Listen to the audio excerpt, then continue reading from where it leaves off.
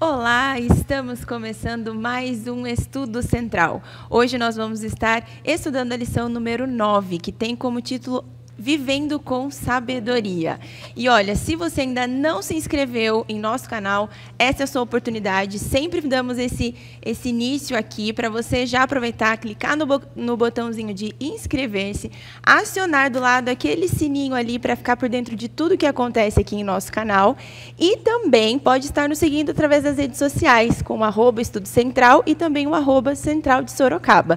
Nós estamos sempre colocando ali conteúdos, textos, vídeos, para você estar ainda mais próximo do Senhor. Então, se inscreva, aperte o sininho e coloque também aqui no comentário seu nome, de onde você é, para estarmos podendo ter essa interação com você daí.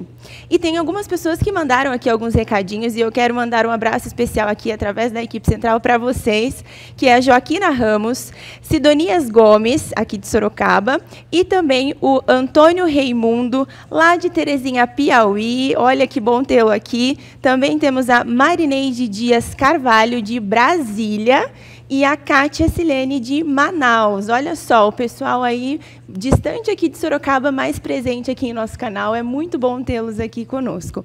E, como sabem, aqui no Estudo Central, não é só eu que apareço por aqui. Temos outros convidados especiais que estarão dividindo conosco o estudo dessa lição número 9. E quero, então, apresentar o pastor Osmar. Bem-vindo, pastor. Olá, Laila. Que bom poder estar com você aqui de novo. E com você que está conosco conectado aí, que bom saber que você está aí do outro lado, estudando conosco a lição. Aproveita para compartilhar esse link com mais pessoas, para que esse estudo possa se espalhar mais e mais. Seja bem-vindo. E temos também o Elcio Macedo, ancião da Igreja Vila Helena. Que bom tê-lo em nosso estudo central. Obrigado, Laila, pela oportunidade de estar aqui ao lado do pastor e contribuir com esses ensinamentos ao longo da lição, que está fantástica. E meu abraço aí à Igreja de Vila Helena, que é uma igreja querida que eu frequento, participo e amo demais. Muito bom, esses são os convidados. E agora eu quero pedir, Elcio, por favor, você pode orar para nós? Pois não.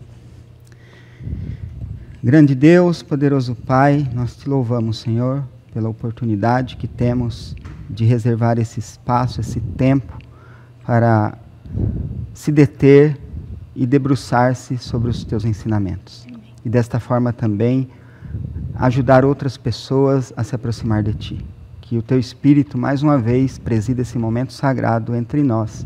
Em nome de Jesus. Amém. Amém.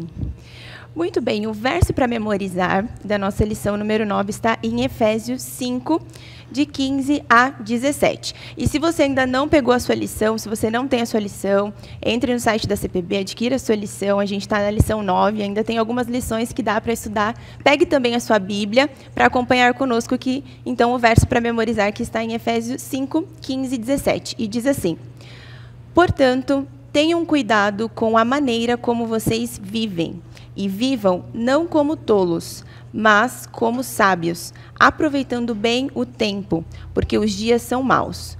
Por esta razão, não sejam insensatos, mas procurem compreender qual é a vontade do Senhor. E quando nós pegamos aqui a lição, na introdução, ela traz aqui uma história que aconteceu há alguns anos atrás, onde fala de um jarro de cristal que foi ali para leilão no Reino Unido. E os leiloeiros ali, eles descreveram como um jarro francês Bordeaux do século XIX. E estimaram ali um valor de $200 por essa peça. Dois arrematadores reconheceram que aquele jarro, ele era uma peça rara, ele era único ali, né? Que era um utensílio islâmico. E aí, pensando assim, qual que seria mais ou menos o valor desse jarro? Na verdade, seria por volta de 6,5 milhões de dólares. E o pessoal ali que foi atrás desse vaso, né, os arrematadores, eles pegaram ali esse vaso, adquiriram, né, esse vaso por um valor ali diferente do que o que seria realmente nele. E quando a gente olha assim, né, a diferença, a gente para analisar a diferença dos leiloeiros que deram $200 para quem ali adquiriu esse vaso, que sabia do valor real, essa é a diferença, né? Os leiloeiros, eles não sabiam qual era o valor daquele utensílio que estava sendo leiloado. E aqui em Efésios 5, de 1 a 20, a gente vai estar podendo estudar, né, quais são os valores que Paulo traz para os valores que os pagãos eles colocavam na época e quais são os valores que os crentes, né, colocam em suas vidas e têm na sua como seu legado ali, né? Então, os pagãos eles acabavam colocando como valor a questão de festas e, né, rituais ali, momentos de bebedeiras, conversas muitas vezes não adequadas, perversões ali sexuais, né? E isso eram como se fossem os tesouros, os valores da vida. E já os crentes eles trazem como o valor sendo a bondade, justiça e verdade em Cristo, e que não é uma coisa desse mundo, e sim, né, algo que está por vir. E entrando aqui já nessa parte, pegando ali os primeiros versos, né, de Efésios 5, 1 e 2, fala que, portanto, sejam imitadores de Deus, como filhos amados, e vivam em amor, como também Cristo nos amou e se entregou por nós como oferta de sacrifício e aroma agradável a Deus. E em que sentido, né, os crentes eles deviam ser imitadores de Deus, que traz aqui nesse início desses versículos em Efésios? Por que isso é tão importante, né? É a introdução que a lição vai fazer para dar continuidade a esse assunto, né? É importante que a gente entenda o contexto onde os Efésios estão vivendo, os crentes Efésios estão vivendo, né? Assim como a introdução foi feita com um vaso cujas pessoas não tinham a ideia do seu valor, pela aparência dele, ele parecia ser tão simples que não valeria mais do que $200, mas na verdade o seu valor histórico ultrapassava 6,5 milhões. Os crentes estavam ali no local em que eles foram colocados para testemunhar. Por quê? A comunidade greco-romana, em termos de sua sexualidade, era muito diferente, era muito libertina. Por exemplo, começando com o precursor do movimento grego, que vai ser Alexandre o Grande, que com 30 anos ele vai conquistar tudo, como seus exércitos eram muito extensos e eles passavam meses em viagens, eles não podiam levar mulheres, que as mulheres engravidam, têm seu ciclo menstrual e poderiam atrasar a batalha, esse é o pensamento. Então, eles introduziram os relacionamentos homoafetivos no seu exército. Então, haviam muitos homens que faziam o papel de mulheres ali. Então, essa já é uma história muito longa, né? E assim ele conseguia avançar com homens, somente com homens. Já os romanos, com a base na cultura grega, eles introduzem o homossexualismo também em sua cultura. Uma criança romana, aos 12 anos, ele precisava ser introduzido ao homossexualismo. Então, é nesse contexto que Paulo está escrevendo, para uma igreja que está cravada ali. Então, eles dizem, vocês precisam viver de forma diferente, valorizar não a aparência das coisas, mas a essência das coisas. Aí ele evoca o que Cristo fez. Cristo, sendo Deus, veio, se humilhou e viveu em amor, e vocês precisam também viver em amor. Contribuindo um pouco mais aí com as palavras do pastor, o Imitadores de Deus, eu quero reportar a Gênesis, quando Deus nos criou. Fomos criados à sua imagem e semelhança. Ali a palavra grega de imagem é tselen, não é, pastor? Que significa realmente ali, especificamente um ídolo, ou seja, nós somos representantes de Deus na terra.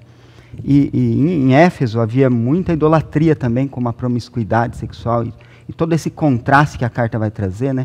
A primeira metade da carta, ela vai falar o que Cristo fez por nós, quebrou o muro de separação, uniu judeus com os gentios.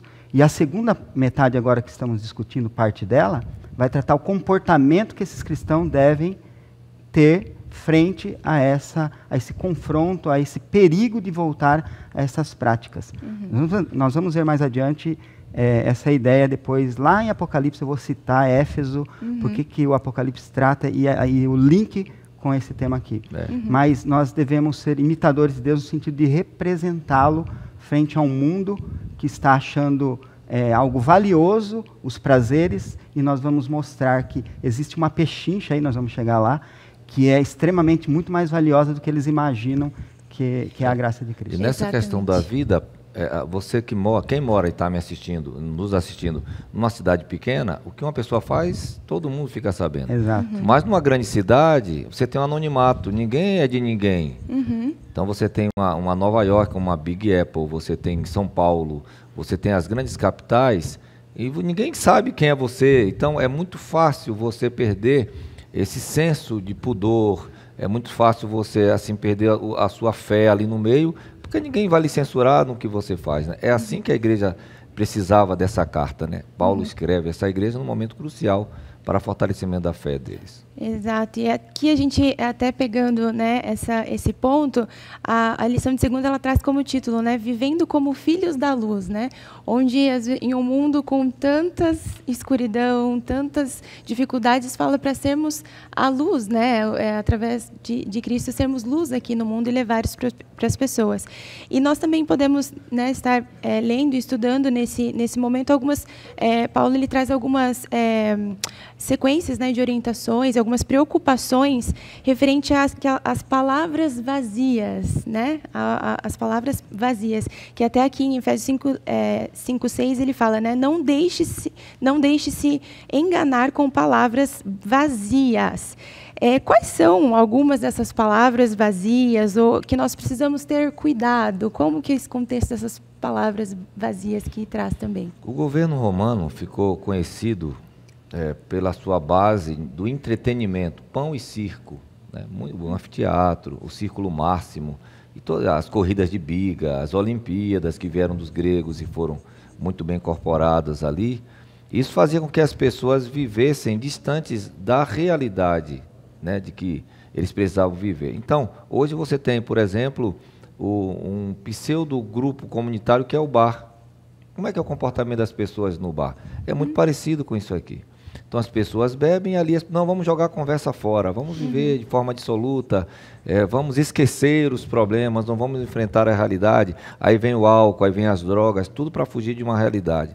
Aí Paulo vem trazendo, não, vocês não podem viver dessa forma, porque vocês não são filhos das trevas, vocês são filhos da luz. Então é necessário viver de forma diferente, cuidado com o que você fala, com o tempo que você perde nos seus próprios prazeres, procura agradar a Deus. E a lição é introduzida com Paulo usando Efésios 5, verso 6, que ele vai dizer, não se deixem enganar com palavras vazias, porque a ira de Deus vem sobre os filhos da desobediência por causa dessas coisas. Então veja, uma coisa é eu praticar o que eu vivo por ignorância. Aí a Bíblia diz, Deus não leva em conta o tempo de ignorância. Mas agora Paulo reafirma, assim, o tempo de ignorância é perdoado, mas Deus não tolera a desobediência. Eles vivem assim porque eles não conhecem a Deus. Vocês não podem ver dessa mesma forma. Então, quem conhece a Deus sabe que não pode ficar perdendo tanto tempo com tantas coisas, pães e circos da vida. Mas ele tem que focar nas coisas espirituais para testemunhar disso aí, né? Isso é muito importante. Exato. Tem algum ponto esse aqui nessa parte de palavras vazias ou sermos luz? Sim, é bem rápido aqui, mas importante. Paulo aqui começa a fazer um contraste, então, e ele vai usar aí um hebraísmo. Né? Ele vai usar as palavras filhos da luz, porque o hebraico era muito pobre em sua riqueza de palavras, então filhos da luz significa iluminados. E filhos da desobediência, que ele vai tratar também contrastando, que são os rebeldes. Então ele vai dizer que nós não devemos viver como esses rebeldes, bem como o contexto já que o pastor aplicou aqui e toda essa ideia. E aí eu me reporto também a Mateus, uso outro recurso para preencher mais essa ideia lá de Mateus 5,16, como que é viver como filhos da luz, né? Assim também brilha a vossa luz diante dos homens, né? E glorifiquem a Deus, vosso Pai que estás nos céus, né? Resumidamente o texto diz isso. Então, viver como filhos da luz, basicamente eu vejo 3 pontos, né? Difundir luz, que é o evangelho na nossa vida, banir a escuridão e denunciá-la. Exatamente. Indo aqui também um outro ponto, que também complementa o que a gente está colocando aqui na lição, mas ela traz também a questão na atualidade, como que nós podemos descobrir na atualidade o que é agradável ao Senhor e compreender realmente a vontade do Senhor, o que Deus deseja que nós façamos aqui Em Efésios 5,17 fala um pouco sobre isso também. O cristianismo, ele é a religião da renúncia. Então eu preciso entender isso, que quando eu aceito Cristo, eu aceito não somente Cristo como meu Salvador, mas como Senhor da minha vida. E essa é a parte que talvez seja mais difícil, porque eu quero que Ele seja o meu Salvador, mas Ele tem que me salvar do jeito que eu quero, da forma que eu quero, com os meus pensamentos, e Ele tem que se moldar a mim.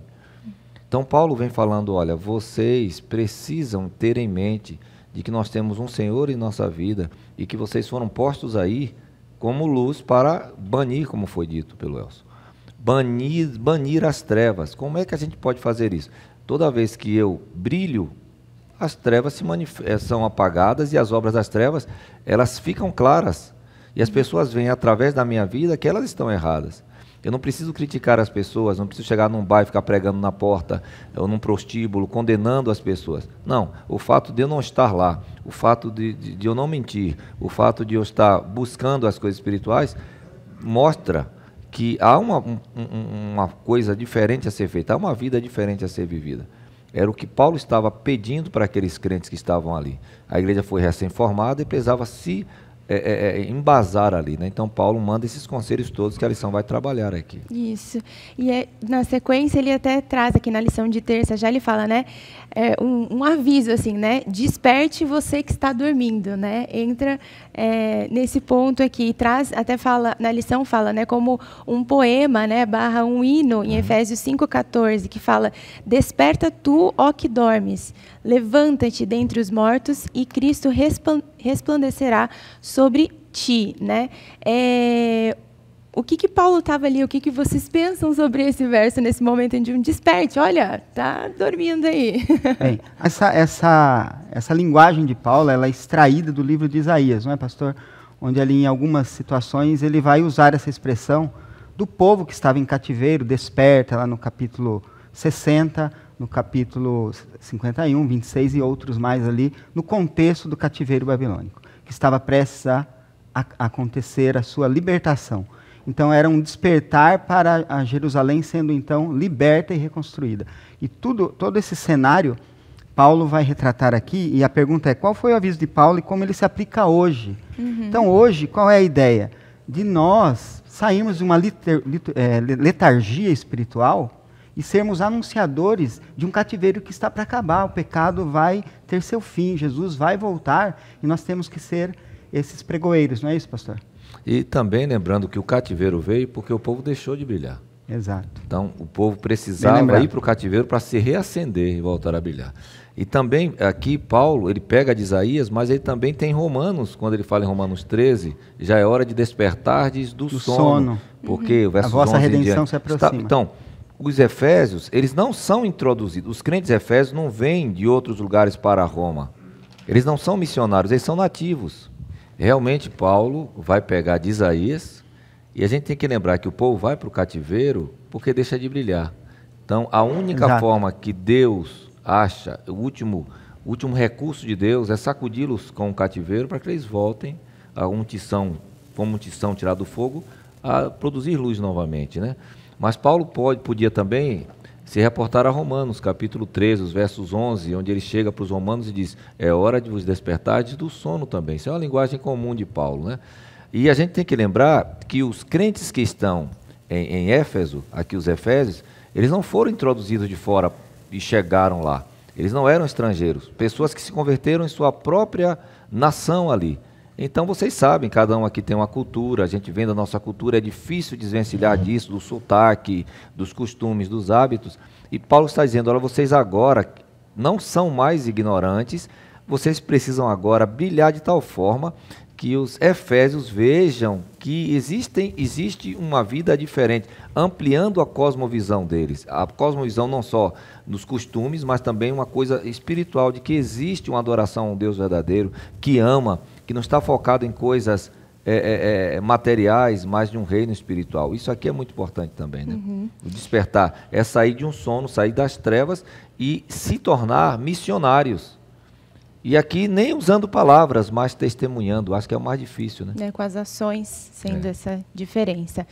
Indo aqui para frente também, na parte de quarta tem como tema arrematando as pechinchas. Acho que o Elcio tinha algo para comentar em cima disso, Elcio. Sim, aqui nós chegamos no título da lição também. Exatamente. Com uma construção que o autor vai levando o leitor a isso. Né? Então ele vai contrastar amor e luxúria, os primeiros versos ali de 1 a 7. Ele vai contrastar também luz e trevas dos 8 a 14, e 15 a 21 ele sabedoria com a insensatez ou a tolice dos rebeldes. E a questão da arrematar pechincha é uma linguagem expressa do comércio, extraída do comércio local da época, onde aquelas pessoas, enquanto esperavam o seu senhor, eles estavam ali remindo o tempo, né, acompanhando o que eles poderiam utilizar de melhor para adquirir essa o que parece ser uma pechincha, é a maior riqueza que o planeta recebeu, Exato. Que é a graça de Cristo. E as pessoas não estão valorizando, depreciam, negligenciam, falam mal do Evangelho. E nós estamos aqui mostrando que essa aparente pechincha, que para eles os prazeres da carne são os valores, na verdade é a maior riqueza que nós temos. Exato. E até no verso também, né, em sequência 15 e 17, fala para aproveitar o tempo, né? O que isso traz também para a gente, né? De aproveitar esse tempo. Aí Paulo vai citar duas coisas, né? Viver não como tolo. Porque o tolo ele pensa que ele está investindo em coisas que são eternas, coisas que vão durar, e a casa, e patrimônio e outras coisas. Não que essas coisas não sejam necessárias, mas elas não podem ser o foco de nossa existência. Exato. E aí Paulo chega a dizer, também não sejam insensatos.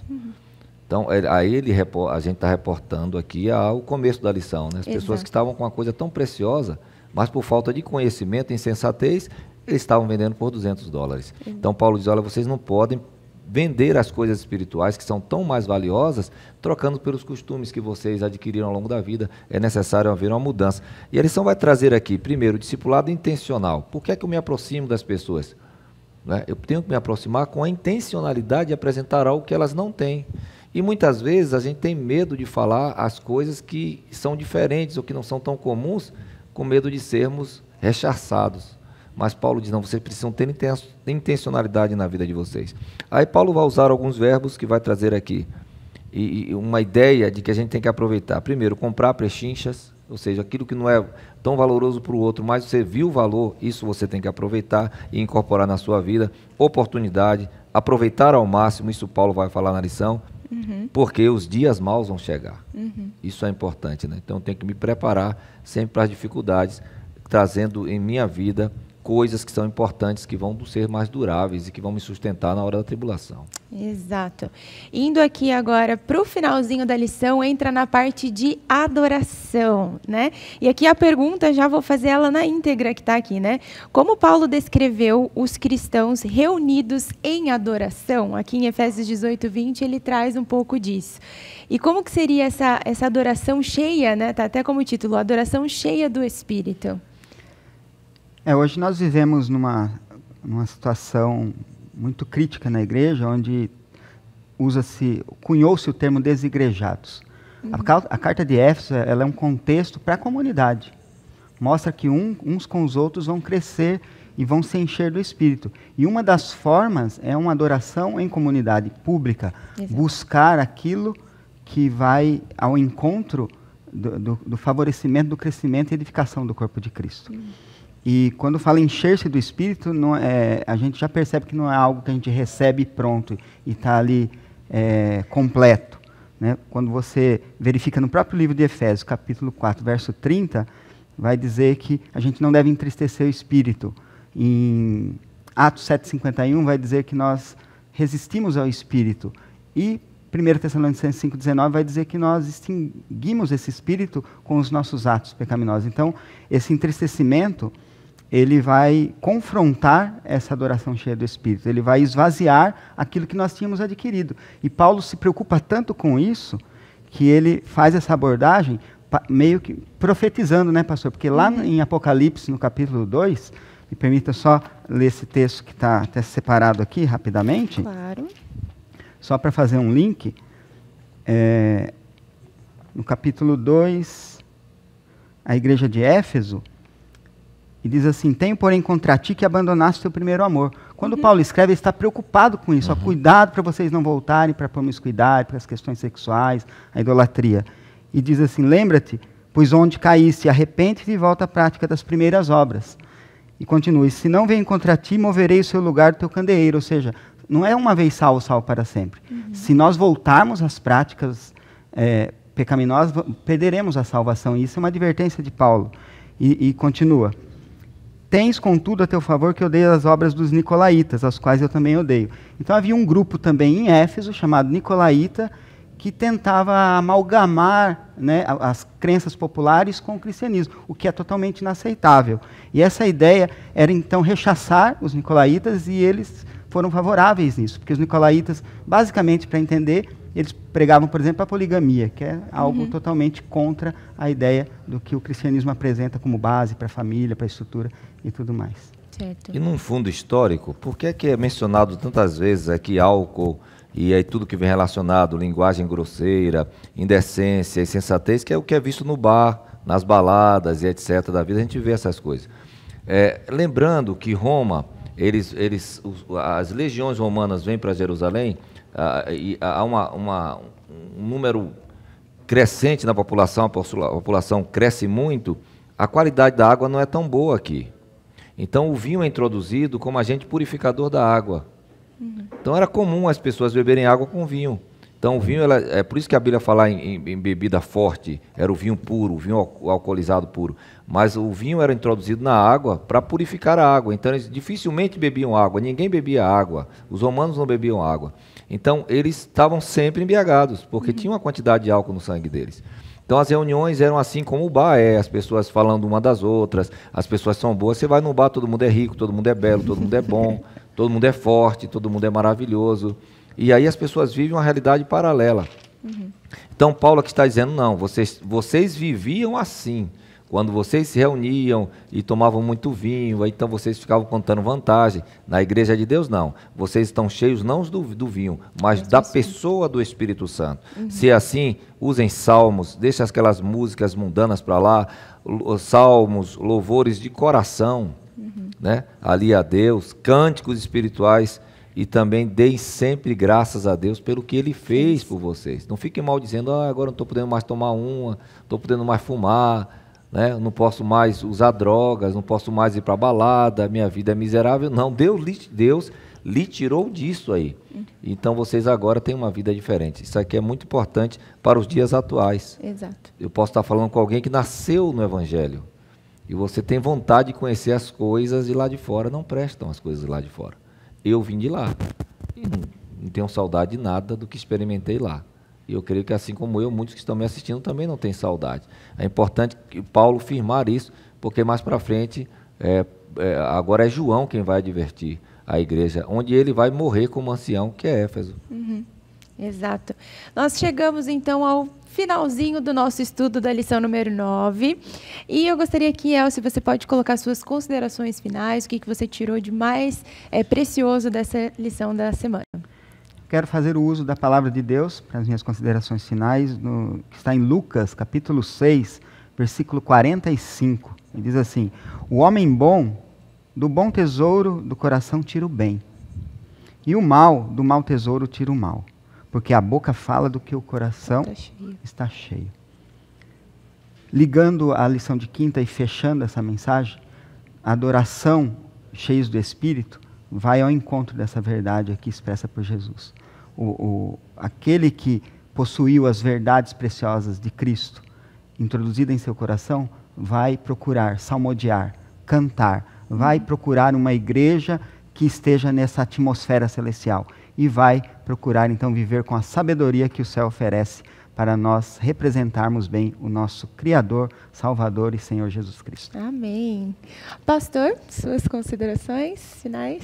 E Hebreus 12, 14 diz assim: segui a paz com todos e a santificação, sem a qual ninguém verá o Senhor. Nós somos chamados, nós somos salvos, vivíamos de uma forma, éramos ignorantes.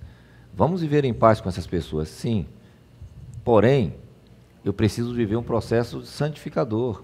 Eu preciso ter agora uma separação de coisas que eu vivia, que eram prejudiciais para a minha vida, sejam questões verbais que eu utilizava, sejam questões físicas, das minhas práticas.